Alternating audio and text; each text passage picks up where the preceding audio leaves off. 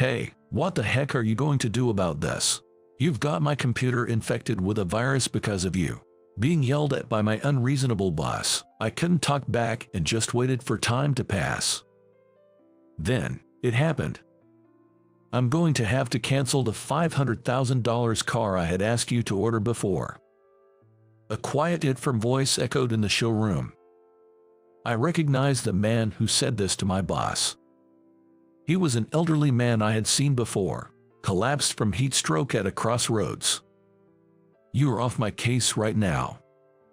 The elderly man declared this. My boss's lips trembled. Little did he know that this incident would lead to a downward spiral in his life.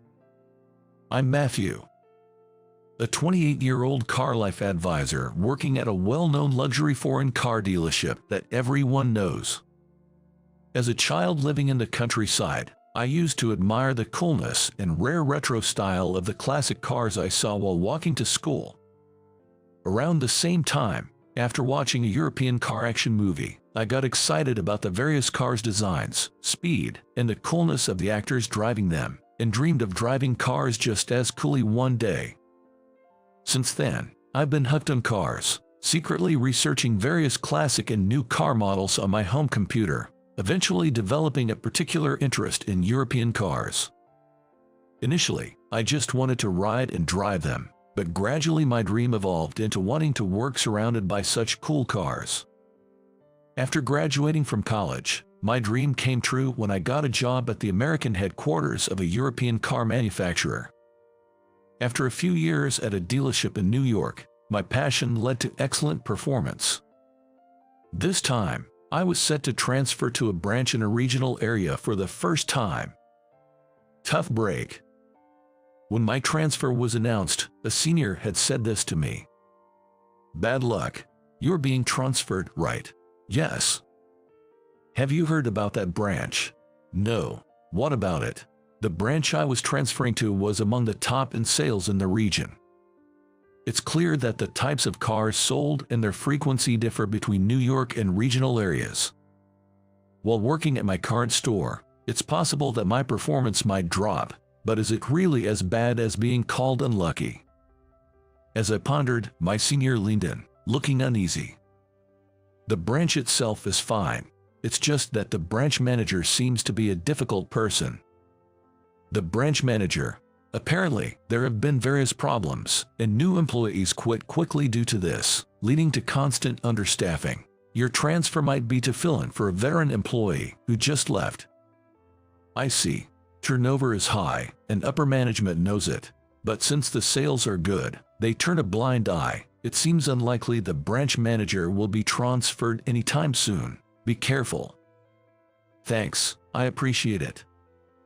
With a vague sense of unease, I prepared for my move from the headquarters to the regional branch. My name is Matthew. I'm looking forward to working with you all. On my first day of transfer, during the morning meeting where I was introduced, I sensed a somewhat cold atmosphere. The staff did applaud, but it felt mechanical, lacking warmth. Having come from the headquarters and knowing what my senior had told me, I was somewhat prepared, but it didn't feel like a warm welcome from anyone, not just the branch manager.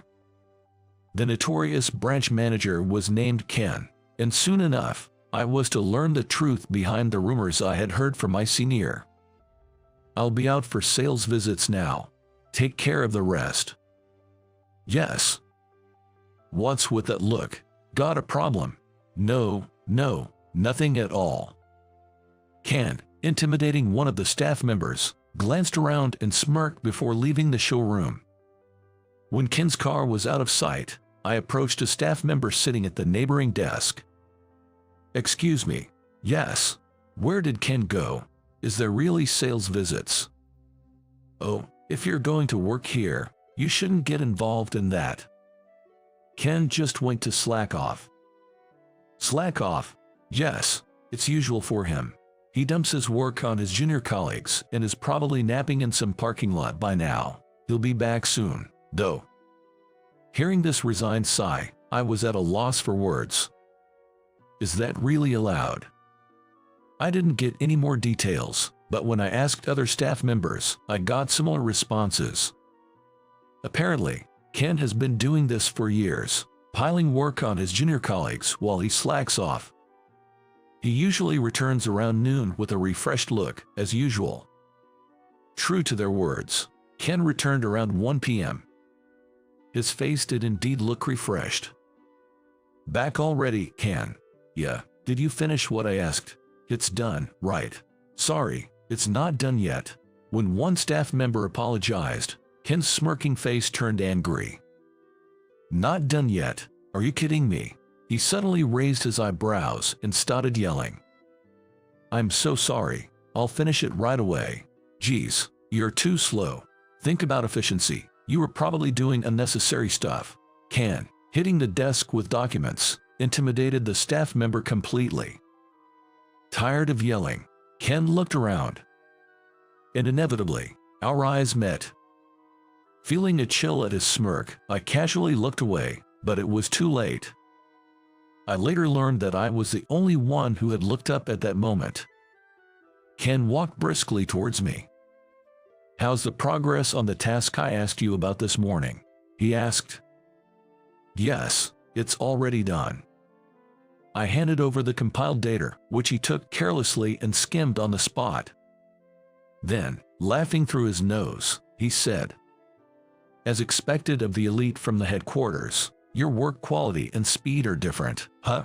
Sarcastically, he returned to his desk. I am not sure he disliked that or not, but I soon became a target for Ken. Initially, I only took care of my own tasks, finishing them before Ken returned, but gradually he seemed to dislike that and started piling more work on me. Naturally, it was an amount of work that couldn't be finished just in the morning, and I was unable to complete it all, leading to days of being yelled at and pointed out. I knew I was being used as an outlet for stress. The other staff members didn't help me since they were not targeted while I was, and they even stopped making eye contact with me. No wonder newbies don't thrive in such an environment, and it wouldn't be surprising if someone quit at any time. But as just an employee, there was nothing I could do but bear the brunt of this injustice. One day, on my day off today, I was taking a walk in the neighborhood for a change of pace. The country air reminded me of my childhood, bringing a sense of nostalgia. The smell of the wind, the sound of the trees swaying. Being healed by the atmosphere I couldn't feel in the city, I enjoyed the scenery. But it was really hot today. Wiping the sweat that was beading, I thought about getting an iced coffee and bought one from a vending machine. That's when my cell phone rang, and with a heavy feeling of foreboding, I looked at the screen. As expected, it was Ken calling. Ken often called me, regardless of whether it was my day off or not. It could be a summons or snide remarks about the previous day's work. My days off didn't feel like days off anymore, and it was starting to get tough for me. Sighing at the call, knowing I had to answer quickly to avoid being yelled at, I reluctantly tapped the answer button and put the phone to my ear. "You're slow. Answer within 3 rings when I call." As expected, Ken made another unreasonable demand. While thinking that was too much, I bit back my words. "I'm sorry, what can I do for you? Just get over here right now." But Ken just said that and hung up. "Come over right now." An involuntary sigh escaped me. I knew it would be for some unreasonable reason, but if I didn't go, I'd just get yelled at more when I went to work tomorrow. I guess I have no choice but to go. Resignedly, I started walking towards the workplace and reached an intersection. There, I saw an elderly man walking unsteadily, clearly in bad shape. "Are you okay?" I blurted out and rushed over, just as the old man seemed to lose consciousness and was about to fall. I managed to catch him just in time, supporting his body desperately. Sir, can you hear me?" The old man's body was burning hot, yet he wasn't sweating at all. It was heat stroke. I needed to get him somewhere cool. Looking around, I found a bench in the shade of a tree and took him there. I only have the iced coffee I just bought, but it's better than nothing. I removed one layer of the old man's clothing and pressed a can of iced coffee against his neck. I really wanted to give him water, but there were no vending machines or convenience stores nearby. And I couldn't leave the old man alone to go buy something. Hello, emergency services, yes. An old man seems to have heat stroke and is about to collapse. He's barely conscious, and I'm cooling him down with a can of iced coffee now. Yes, yes, understood. Please hurry. Having called an ambulance, I continued talking to the old man. The ambulance is coming. Don't worry, you'll be okay. Please come quickly. While I was panicking about what to do next, I heard a voice. Oh, what's happening here? A lady who happened to pass by spoke to me. Isn't that you, Thomas? What's going on? Do you know this gentleman? Yes, yes. Is it heat stroke? Have you called an ambulance? We're waiting for it now. I really wanted to give him some water, but this is all I have. I have some iced tea with me. Let's try giving him that for now. Is that okay? Of course, and I'll contact Thomas's family as well. Thank you so much. The lady quickly contacted the old man's family, and in the meantime, I gave him the iced tea she had handed me. I'll let the family know as well. The ambulance will be here soon. Let's stay strong. As she encouraged him, the old man nodded a few times, though his consciousness was still hazy. A few minutes later, the ambulance arrived safely. I handed over the situation to the paramedics, thanked the lady, and then rushed off to work. By the time I arrived at work, it had been over 30 minutes since Ken's call. You're late. What time do you think it is? As expected, Ken yelled at me furiously, making me jump. No matter how much I explained that I couldn't leave the old man, I knew Ken wouldn't listen, so I just let his yelling go in one ear and out the other. The reason Ken called me turned out to be trivial. He said something was wrong with his computer and wanted me to fix it. The issue was basic, so I couldn't help but think how he could manage as a branch manager with such trivial complaints. You can go home now, he said. Wanting to leave as soon as possible, I left the workplace without saying a word. Worried about the old man, I didn't go straight home but instead went to the lady's house to ask about him. Fortunately, he was safe, which relieved me. Although I was appalled by Ken's attitude, being able to help someone left me feeling somewhat refreshed as I went to sleep that night. Dreading another day of Ken's yelling, I went to work the next day only to find the workplace in an uproar. What's going on? Matthew, it's serious. Something's wrong with Ken's computer. His computer. Ken was yelling all over the place, and all the staff were at their wits' end. Amidst this, Ken spotted me arriving and rushed over. Hey, Matthew. Yes. What are you going to do about this? Your fault my computer got infected with a virus. What do you mean? Don't play dumb. You did something yesterday. I didn't do anything. Liar. How are you going to fix this? As I delved into the details, it seems that after I left yesterday, Ken opened an email that had arrived on his computer. However, that email contained a virus that infected the computer upon being opened. As a result, Ken's computer got infected and stopped working. Ken was making a big fuss, blaming me because I had touched his computer the day before. Of course, I had no recollection of this, and what he had asked me was just basic operations. I hadn't even opened his mailbox, let alone sent him any mail. Everyone, including me, was just dumbfounded by his unreasonable behavior. But Ken's anger didn't subside, and his so-called lecture, more like baseless accusations, went on for a long time.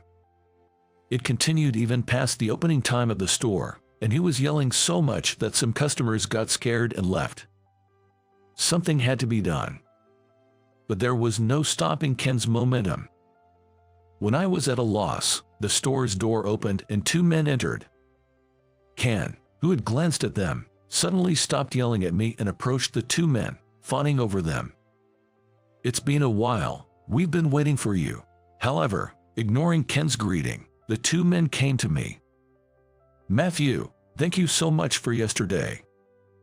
Thought it was the old man I had helped the previous day. I've been worried. Are you okay? Yes. Thanks to your first aid, I was told by the doctors at the hospital that I could be discharged soon. I came today to express my gratitude. No need to thank me. I'm just glad to see you're doing well. The young man accompanying the old man appeared to be his secretary. It turned out that the old man, a chairman of a large corporation, had been a customer of our dealership for a long time, both personally and corporately, favoring our brand. I'm truly grateful that you helped an old man like me. In return, though I hesitate to call it that, I'd like you to handle my personal and company affairs from now on. Me, really? Yes. I was moved by your actions yesterday. Your continuous care gave me strength. I would trust you, Thomas said with a smile. But hearing his company's name, I realized he was a prestigious client traditionally managed by branch managers. I, a newcomer, couldn't possibly take on such a responsibility. Ken, seeming to think the same, hurriedly intervened. Excuse me, sir, but this man is a newcomer from the headquarters. He can't be trusted. A newcomer? Yes.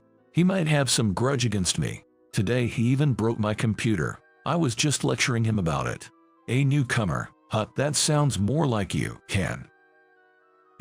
I've known Matthew since he was a child. What? And I can't trust you anymore, Ken. You're yelling earlier. It was yours, wasn't it? I heard it all the way outside. That's not all. You've been late for scheduled times and changed the estimated costs and actual labor charges. You even replaced parts with new ones without asking and charged me a high price. I had to tolerate you because of the long-standing favor to you, but I felt like my precious cars were being held hostage. That is, Ken, it's not just your recent behavior towards Matthew, but I can no longer trust someone like you. The $500,000 car I previously ordered from you, I'm canceling it. What? Who knows what you might overcharge me this time? From now on, I want Matthew to handle my affairs. Step down from handling my account. Ken, clearly taken aback, fell silent. Sorry for barging in. You seemed busy. No, it was actually a relief. Thank you. After that, Ken left hurriedly, and I sat down with Mr. Thomas and his secretary. You said, you have known me since I was a child. This region was actually my hometown. But I had no memory of meeting someone as important as Mr. Thomas. His earlier words intrigued me. Forgot, have you? You used to come every day to admire my car, calling it cool.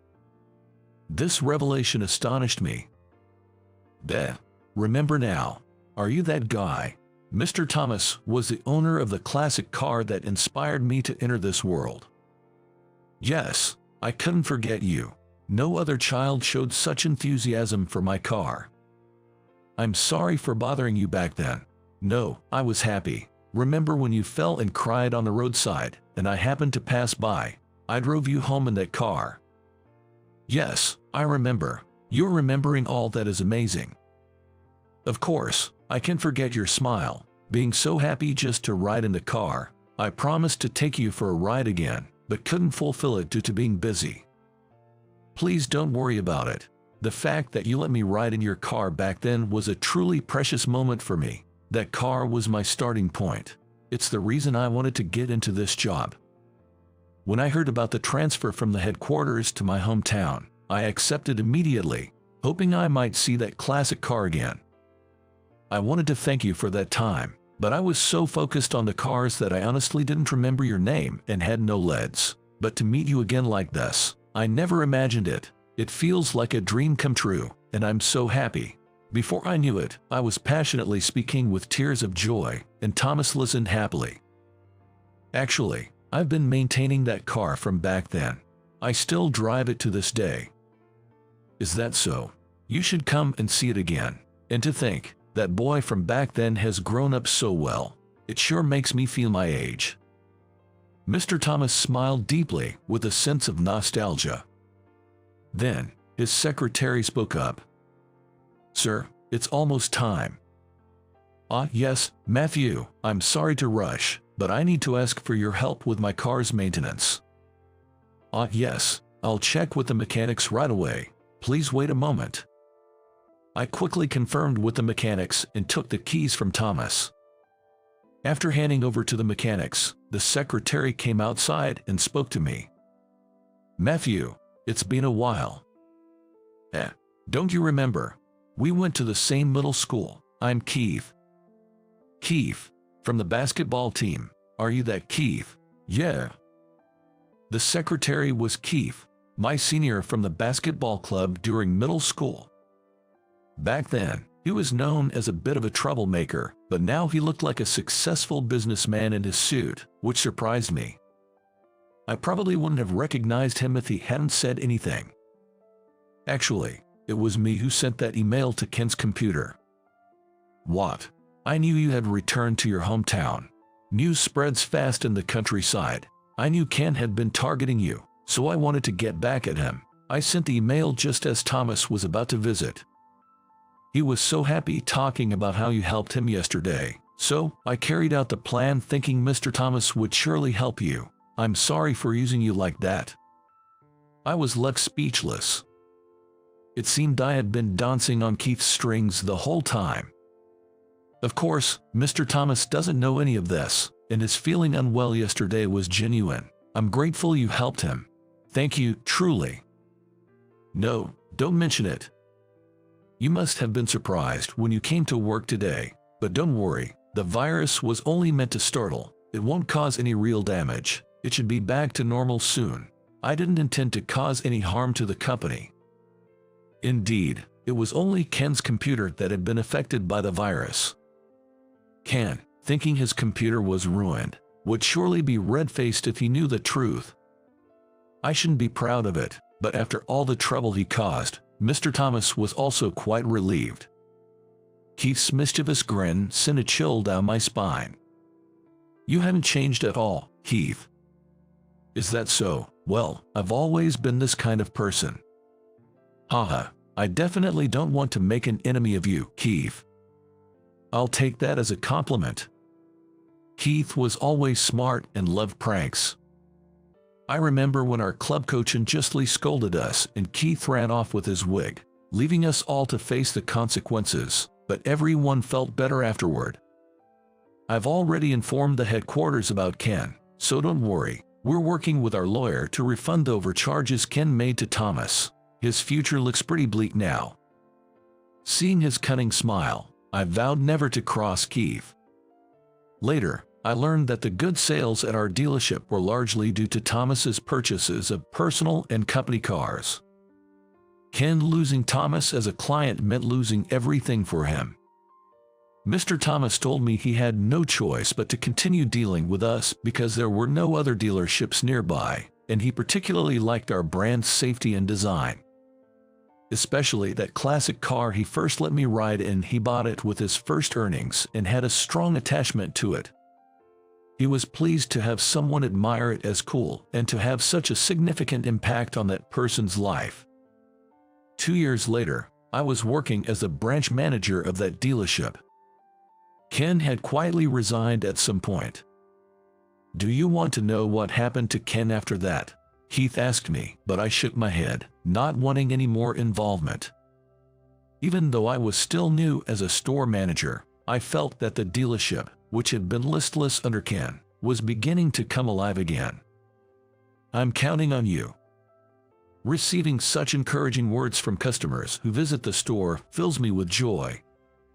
Mr. Thomas has been coming every 3 months since then to maintain that classic car.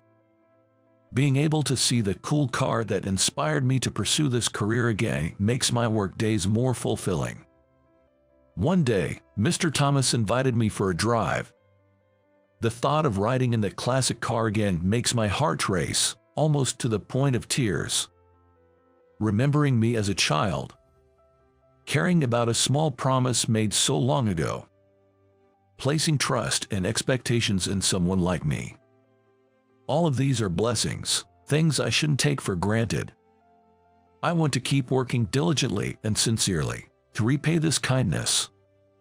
As I step into the car that was my starting point, I make a vow in my heart.